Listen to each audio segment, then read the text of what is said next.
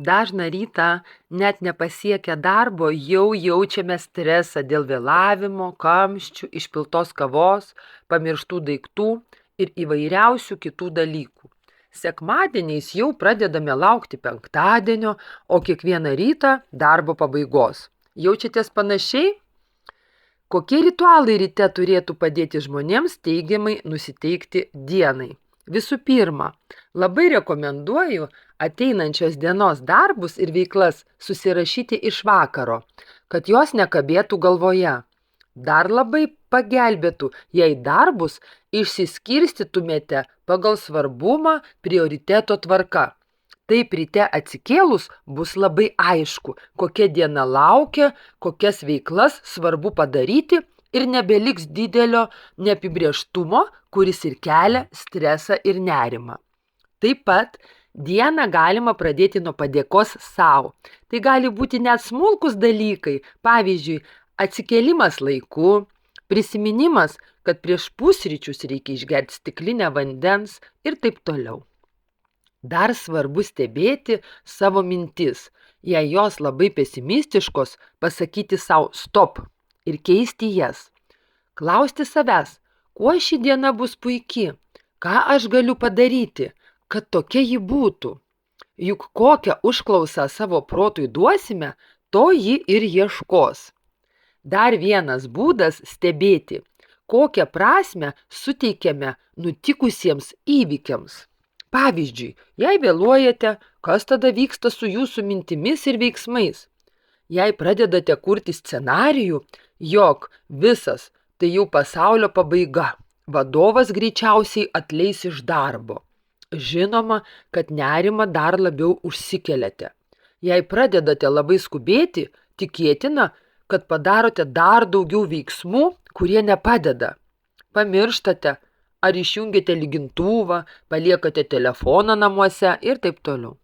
Bet jei leistumėte savo akimirkai sustoti ir sąmoningai suvokti, kas vyksta čia ir dabar, tikėtina, jog situacijos chaotiškumą suvaldytumėte ir diena prasidėtų daug pozityviau. Kiek procentų žmonių darbe patiria stresą? Kokie mums sako atlikti tyrimai? Stipresnį ar silpnesnį stresą patiria 100% žmonių. Bet į tai nereikėtų žiūrėti vien tik kaip į didelį blogį. Kenkia nuolatinis stiprus patiriamas stresas, kada mūsų organizmas yra nuolatinėje mobilizacijos būsenoje.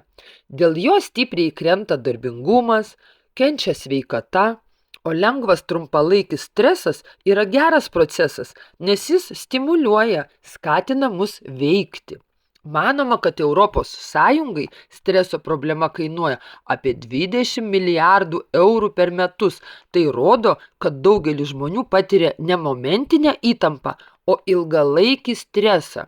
Tad tikrai svarbu kalbėti ir skatinti žmones mokytis, kaip jį įveikti, arba kurtis sąlygas, kad jo būtų patirima mažiau. Vis dar žmonių daugiau su nekantrumu laukia penktadienio ir sielojasi prieš pirmadienį. Ką tai rodo? Tai, kad žmonės savo darbe jaučiasi nelaimingi. Priežastys yra įvairios.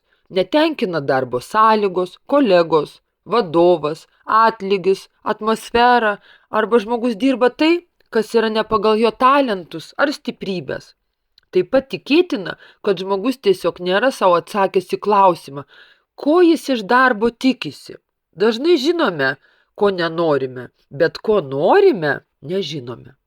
Tokiu atveju ir toje pačioje darbo vietoje susikurti palankių sąlygų negalime. Kaip pamilti savo darbą ir nežiūrėti į jį kaip į prievolę, kiek tai priklauso nuo mūsų požiūrio? Manau, kad didžiąją dalimi tai priklauso nuo mūsų požiūrio. Niekas į darbą mūsų nevaro. Gyvenime, nors ir ne visada matome, mes turime begalės pasirinkimo galimybių.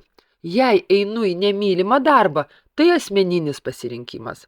Bet kada galima priimti sprendimą daryti pokytį? Žinoma, įsivertinus kainą, kurią už tai turiu sumokėti.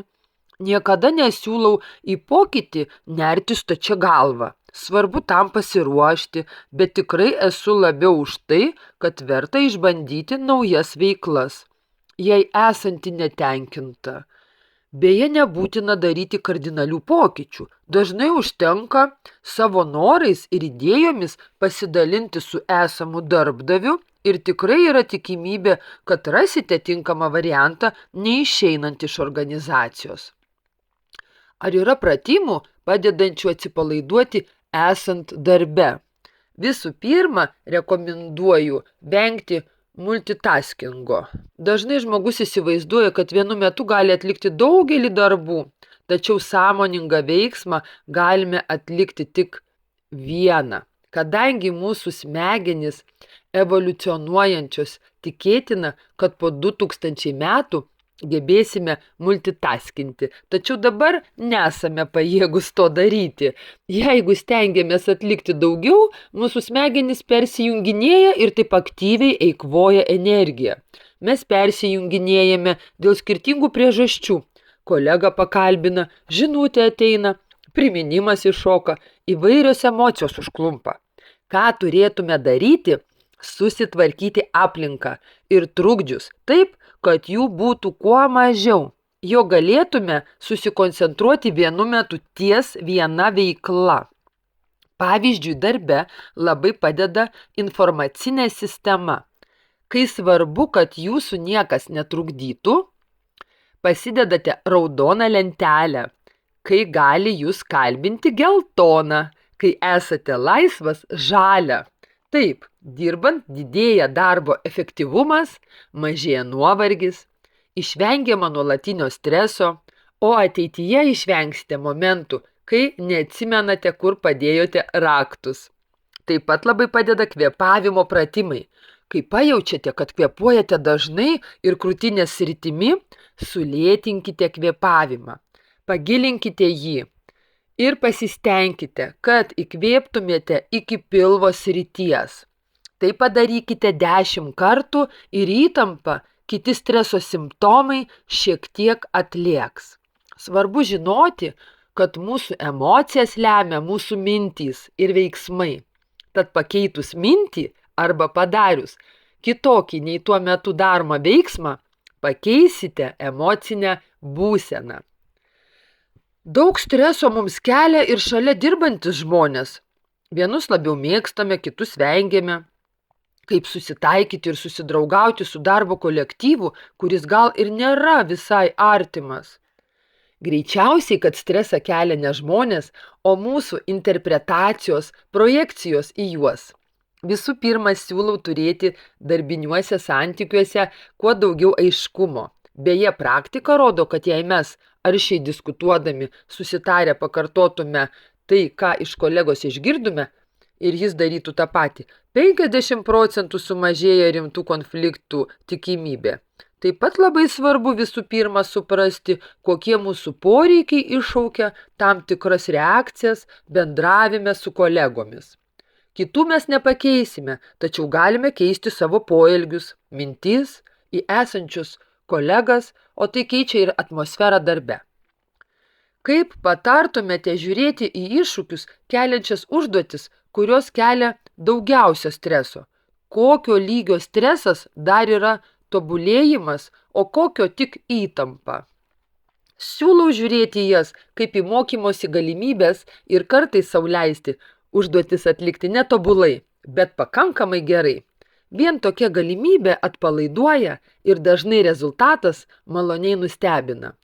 Įtampos lygis yra toks geras, kuris skatina veikti, bet ne iš inercijos ar jaučiamos baimės, bet iš smalsumo, noro, susidomėjimo. Panikos metu žmogus dažniausiai sustingsta ir nieko nebedaro, arba veiksmai tampa labai chaotiški, bekrypčiai, arba tiesiog jis pabėga iš situacijos. Tad jei žmogus noriai sprendžia užduotį, jaučia tame energijos, susidomėjimo, viskas yra gerai. Vakarai ir savaitgaliai yra vienintelis laikas, kuomet galime nuvyti mintis šalin nuo darbo ir atsiduoti malonumams. Kuo reikėtų užsiimti, norint atsipalaiduoti kūną ir sielą, Kokios praktikos padėtų pamiršti visas negatyves mintis, nesutarimus, kivirčus darbe? Visų pirma, linkiu, kad ir darbinė veikla būtų malonumas. Bet jei taip nėra, rekomenduoju laisvalaikiu daryti tai, kas nebūdinga darbo periodui. Jei darbas sėdimas, laisvu laiku daug judėti. Jei kupinas bendravimo, šiek tiek skirti laiko pabuvimui su savimi ir panašiai.